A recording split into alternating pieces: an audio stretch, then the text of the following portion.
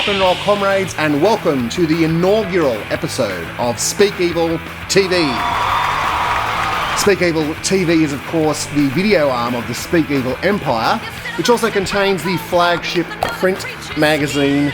I got 2 of these issues out this year. I'm currently furiously working on Volume 3, which will be available early in the new year. You can grab a copy of issues 1 and 2 at my shop, the address of which will appear in the video description. Anyway. Enough of my yakking. What do you say? Let's boogie. 2020. Let's be honest, it wasn't the greatest year in human history. I'll concede there was some shit stuff that happened. However, some cool stuff happened too. In particular in the world of rock and roll, aka the best world. Today I'd like to tell you about a few records that I enjoyed this year. The Goners, Good Morning, on the incredible Riding Easy label, home of the equally incredible Brown Acid compilations, which I've become a little bit addicted to. The Goners, this was the first album that I really grabbed me in 2020. The band grew out of the ashes of another band I really liked, Salem's Hot. That was my favourite album of 2017, but also their last, unfortunately. The Goners is sort of like the logical progression of where Salem's Pot were going. They'd kind of grown out of their stoner doom origins by the time they did that last album, and this continues in a much more interesting path, for my taste anyway. It's basically really heavy swinging rock and roll. It's got a little bit of surf and a little bit of western sprinkled in there. Really interesting singer with a very distinctive style, which I really appreciate. And this adventurous mix earns it the Speek Evil Certificate of Excellence. Ball. Like you are, I once was. Like I am, you will never be. What an album title, what an album.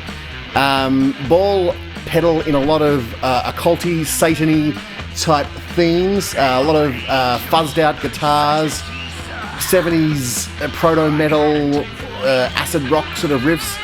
Do you know where we are? We're in Foxy's Wheelhouse! I fell in love with this band via their 2017 debut, Ball, self-titled, and the new album continues in the same vein. A fair bit of secrecy surrounds the band. Their identities are hidden, they don't play live. What is clear is that they're not taking themselves too seriously, having a really good time, which can't be said for all Satan-loving occultists, can it? I don't truck in nationalistic sentiments. I'm a citizen of the world. However, the following 3 bands' releases from 2020 make me proud to be an Aussie, mate.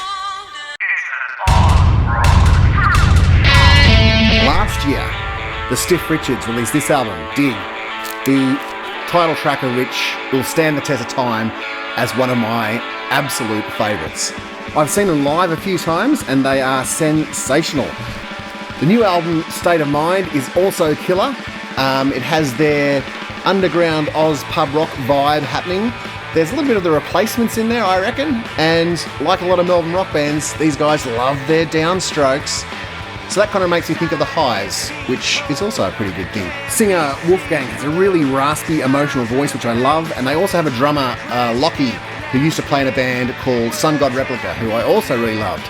So, stars across the board. Do yourself a favour, check out the Stiffies. Coffin, self-titled. These guys really do get better with every release, I think.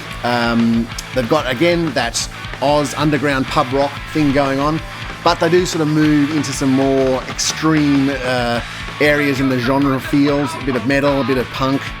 I really like Abijah, one of their 3 guitar players. His style of playing, it reminds a little bit of Euroboy from Turbo Negro in that it straddles that line between classic rock and the more frantic, trashy genres which they pedal in. It's a really good mix. Speaking of which, recorded by my bros, Jay and Clem at Pet Food Factory in Marrickville, Sydney.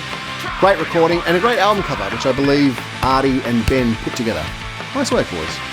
The final entry in our Oz Rock triple shot. Private Function. Whose line is it anyway? This album absolutely exploded into life with the incredible single All Bring It Onga. which can function as both a pit-igniting punk rock anthem and a legitimate tourist jingle for the mighty Twin Cities that local council could not better with over 1,000 attempts. These kind of dualities exist all over the place with Private Function, I reckon.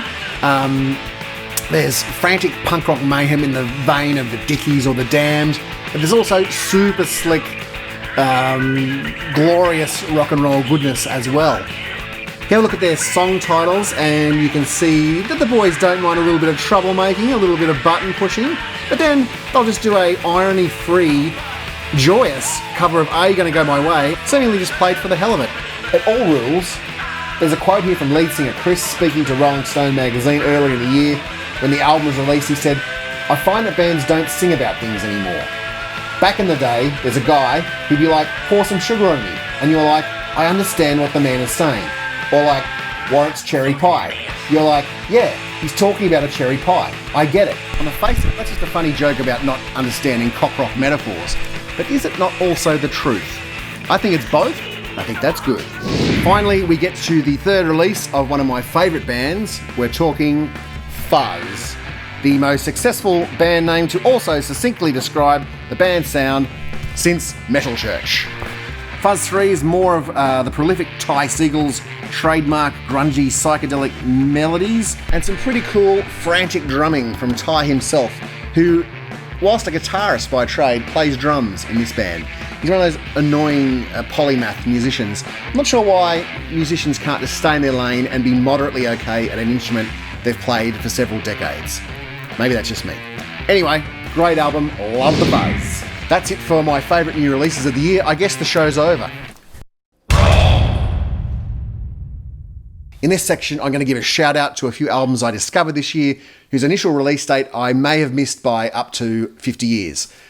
There's no greater feeling, I reckon, than stumbling across an album that's completely eluded you your entire life, and that's what these ones are. The Razor Boys. This band is notable for being the first American punk band to emerge from the South. They have this amazing, trashy New York Dolls kind of vibe to them, but also a little bit of that Hanoi Rocks, proto-80s glam vibe to them. So if you are sort of interested in that era of Motley Crue and Rat, I would insist that you check out Razor Boys because they kind of predate those bands by quite a while, and in my opinion at least, are better because they have that really nasty punk edge to them. In the liner notes, Ronnie Razor, the frontman, describes the New York Dolls and the Stooges coming through Atlanta in the early 70s, and all these lads got their first taste of that sort of stuff, and it ignited their musical interests, and they later became the Razor Boys. Ronnie also states in the liner notes that the sound he was going for was a mix of the MC5 and Slade, to which I say, Ronnie, allow me to give you a highest of fives. DMZ, another late 70s American punk band. These guys more of a sort of retro garagey outfit, lots of 50s and 60s influences in the songs. They actually cover the Sonics' Cinderella, but still with a really aggressive punk edge, which I think elevates them from other bands sort of doing that sort of stuff in the same time. Really enjoy this album, never heard of them before. They went on to become the Liars, who were a pretty successful garage band throughout the 80s. Excellent album, this one. Finally, I haven't got this album in my hands right now, but the Discogs Stork is currently flapping its wings over the Atlantic, bringing it to me. I'm going to review this album in the print version of Speak Evil Volume 3. It's the incredible Simon Stokes and the Black Whip Thrill Band. Sounds good? It is good. You can follow Speak Evil on Instagram, Facebook and YouTube. And I've also gone and made a little playlist on both Spotify and YouTube Music containing the bands that I spoke about earlier on today, plus a bunch of other bands that I really liked this year. If you go to the streaming platform of your choice and search Speak Evil, you'll find it. There's a link below in the video description as well. As always, if you like a band, please try to support the artist directly by buying their music or their merch. That is the right thing to do.